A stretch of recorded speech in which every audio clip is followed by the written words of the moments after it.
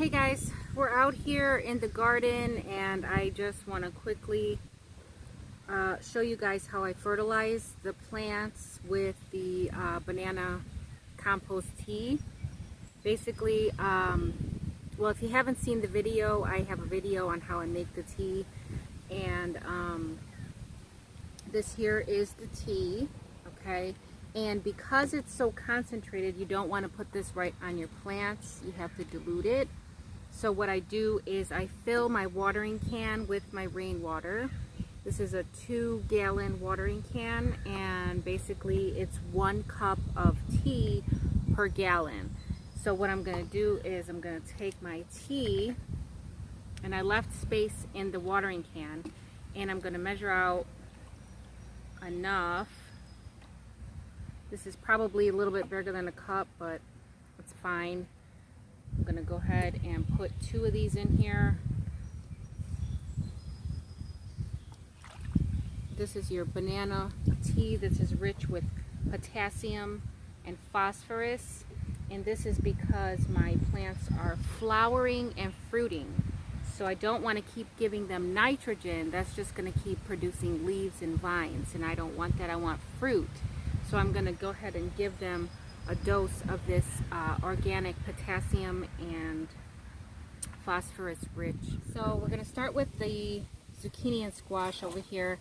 And basically what I do is I take the same cup that I measured the tea in, and I fill it up, and I give each plant a cup of the tea.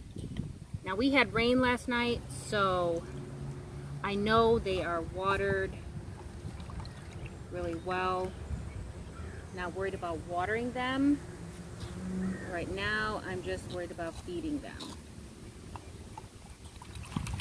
So each plant gets a cup of the tea. And I'm going to do this for all of the plants that I have fruiting and flowering. Okay, so we got all of the plants on this side here. I got all of the zucchini and squash. I got the tomatoes that are in the back there, the sweet millions. I got them a dose. I got the super bush here. I got them a dose. I don't do the leafy greens with the potassium and the phosphorus because I give them a nitrogen, more of a nitrogen-based fertilizer. Tomatoes over here and tomatoes over here. So these 2 squash plants here, I did not fertilize yet because they're not flowering or fruiting. So I'm not going to go ahead, I'm not going to give them the phosphorus just yet.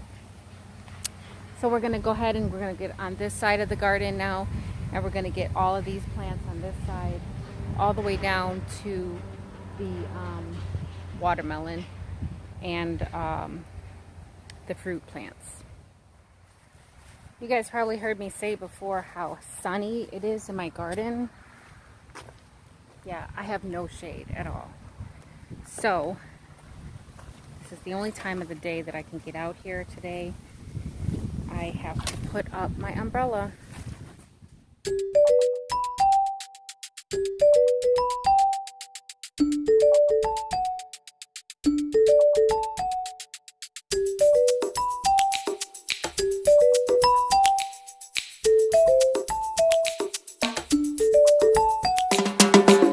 Alright, so I was over here with the raspberries, and I was out here this morning and I just cleared this plant off.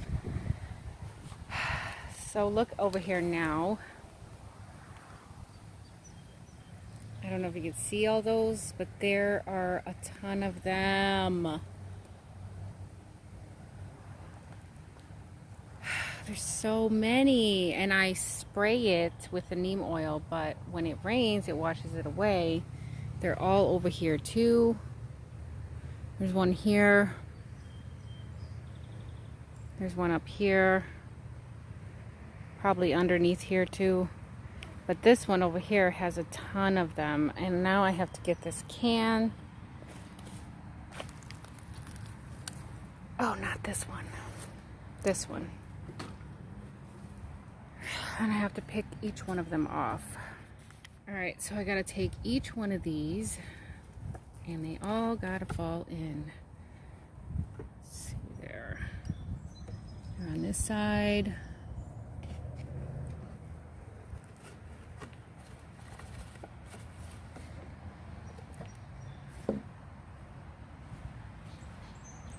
I look under the leaves, make sure I didn't miss any.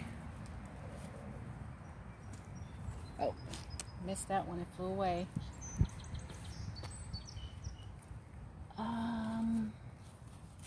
Yep, look, I'm trying to come back. I need to cover this. That's what I need to do. I'm gonna get some Tulle and cover it. That's what I'm gonna do. Tired of fighting the beetles. And then come over here. I noticed one over here. Oh, he might have left now. I noticed one on the bean plant a minute ago, but he must have left when I was over here fertilizing. Have to always check all the plants. See, there's one there. Up on the cucumber. I don't know if I can get him. Oh, got him. So they just fall in there and die. And that's basically what I've been doing. But I'm going to cover those raspberries with some Tulle, the blackberries, because I'm tired of fighting the beetles. Okay, I've gotten all the fertilizing done, and I had to take a quick break so I could get some water. You have to stay hydrated. Your plants stay hydrated, but you too also have to stay hydrated.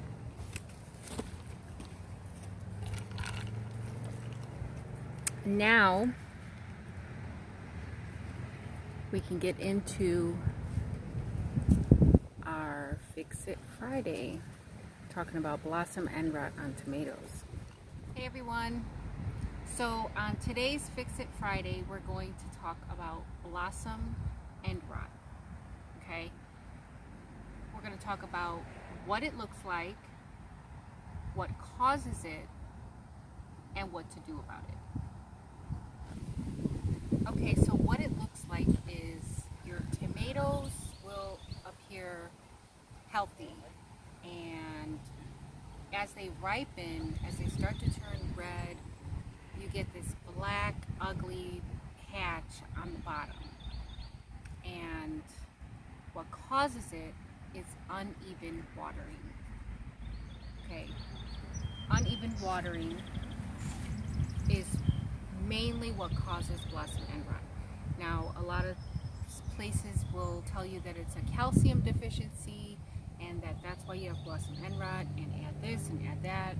But really what causes the calcium deficiency is the inconsistent watering. And it's not necessarily not enough calcium in the soil, it's that your plant can't take up the calcium that's in the soil. And it's because of the inconsistent watering. Now your soil pH has to be between around 6.5, okay? So you can do a soil test and you can make sure that your soil is what it should be and that you do have adequate calcium in your soil, and just to double check and make sure that it isn't your soil that is the problem. Because it very well could be your soil, but 9 times out of 10 it's not the soil, it's the plant's inability to take up the calcium. So what you can do about it is, it's probably too late in the season now to do this, but just a reminder for next spring. Before you plant your tomatoes, in your planting hole you can add some amendments or some fertilizers. And 2 of the amendments you can add are gypsum and lime. Those will give your plants the added calcium that they need to begin with. Alright, but you still want to do a soil test because you never know, those things might not even be needed. Alright, Another thing you could do is to make sure that you add eggshells to your compost. Adding eggshells to your soil is not going to make a difference right now. Okay, eggshells take way too long to break down, and they're not going to benefit your plants right now. And when you want to look for a right now solution, then what you want to do is crush up one of those tums into, make it into a nice fine powder. If you have a sprayer, then that'd be great. Otherwise, fill a gallon of water, put that in the gallon of water and mix it up. Then you can put that in a spray bottle and you can spray your plants down with that. Make sure that you test it. Don't ever spray anything on your plants that you haven't tested. Spray 1 or 2 leaves, wait like a day or so, make sure that those leaves are healthy, and then you can proceed with spraying down the plant. You can add it to the soil. You can water your plants with that if you want to get that right to the roots. You can do that, or you can crush it up and spread it around the base of your plant and water it in. That's another way you can do it. But your fruits that are already blossomed and rutted, you can't save those. Okay, you're going to have to just get rid of those. You're going to have to just put those in the compost. Okay. And blossom end rot is not only for tomatoes. Blossom end rot can happen in zucchini, squash. It can happen in a variety of plants. So, and basically what it is, it's the inconsistent watering. Your plants cannot take up the calcium that's in the soil because of the inconsistent watering.